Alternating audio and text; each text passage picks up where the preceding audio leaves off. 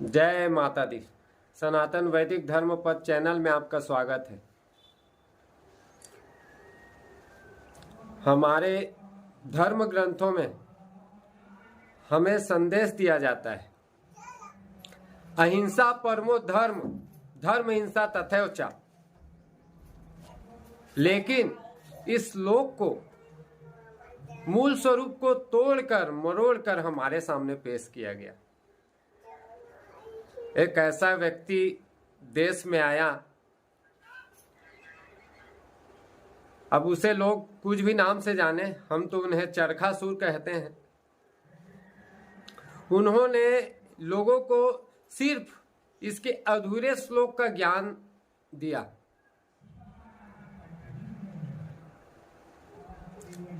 आज उसका परिणाम देखने को मिल रहे हैं। अहिंसा परमो धर्म, ये तो सत्य है कि अहिंसा से बड़ा धर्म नहीं है, लेकिन अगर धर्म रक्षा के लिए आपको शस्त्र उठाना पड़े तो वो उससे भी उत्तम है और श्रेष्ठ है। लेकिन हमें जो परोसा गया, आज उसका प्रभाव आज भी हमारे हिंदू भाइयों पे वो पर्दे लगे हुए हैं आंखों के सामने, और वो सहनशीलता के ऐसा प्रतिमूर्ति बने हुए हैं कि धर्म और अधर्म के इस युद्ध में अधर्मियों के हाथों शिकार हुए जा रहे हैं। आप ही बतलाइए, जब एक मच्छर आपको काटने लगता है तो आप उसे सफाचट कर जाते हैं, मार देते हैं, क्या वो हिंसा नहीं हुआ? उसने आपको थोड़ा सा तो खून निकाला है, फिर क्यों मारना उसे? और जो हमारे पूरे भारत वर्ष को चूसना चाहते हैं, उनके लिए आपने क्या सोचा है?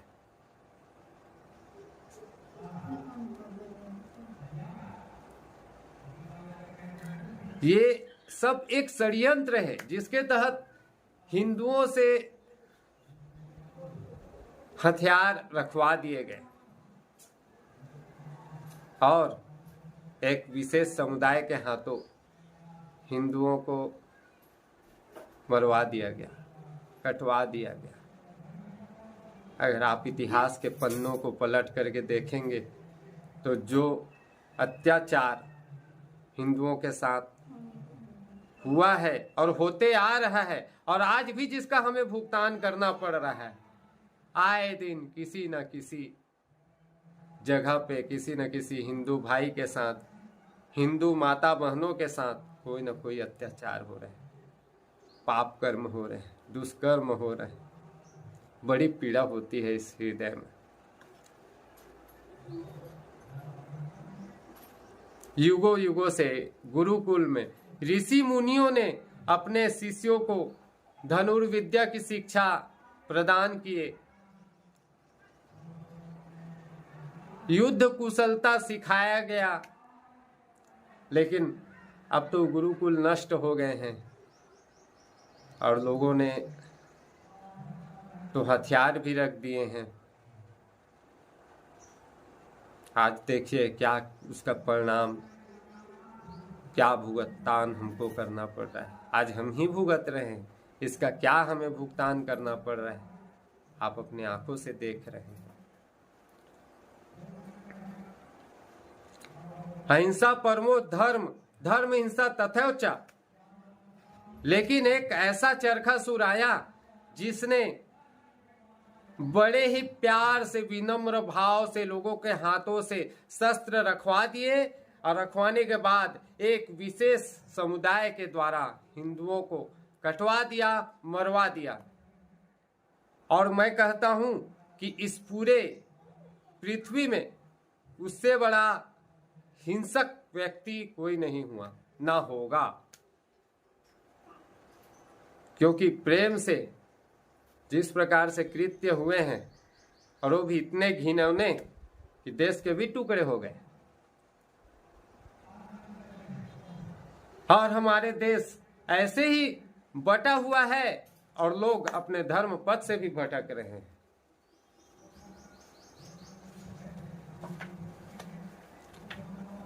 हमारे श्रीमद् भगवत गीता में 9वें अध्याय के 25वां श्लोक में ये बात आती है कि यान्ति देवव्रता देवान पितृयान्ति पितृवता भूतानि यान्ति भूतेज्या यान्ति मध्याजीनो अपिमाम। हमारे श्रीमद् भगवत गीता में 9वें अध्याय के हमारे भगवत गीता में 9वें अध्याय के 25वां श्लोक में आता है, जिसमें भगवान श्री कृष्ण अर्जुन से कहते हैं, देवव्रता देवान पितॄन् यान्ति पितृवताः भूतानि यान्ति भूतेज्या यान्ति मध्याजीनो अपि माम। अर्थात देवताओं को पूजने वाला देवगति को प्राप्त होते हैं, पितरों को पूजने वाला पितृगति को प्राप्त होते हैं, और भूतों को पूजने वाला मुर्दे मजारों को पूजने वाला उसी योनि को प्राप्त होते हैं। फिर भी हमारे हिंदू भाई जा करके मुर्दे मजारों में सर पटक रहे हैं। आप बतलाइए। फिर भी जिस भाव से जिस साफ मन से वो वहां पे जा रहे हैं और वहां कामना कर रहे हैं, वहां हाथ ऐसा ना हो करके ऐसा हो जाता है, और वहां जो वो कामना कर रहे हैं उसके बदले उसे क्या प्राप्त हो रही है? सिर्फ उनकी दुर्गति हो रही है, उनके पुण्य कर्मों का नाश हो रहा है, अब पाप कर्म बढ़ रहे हैं।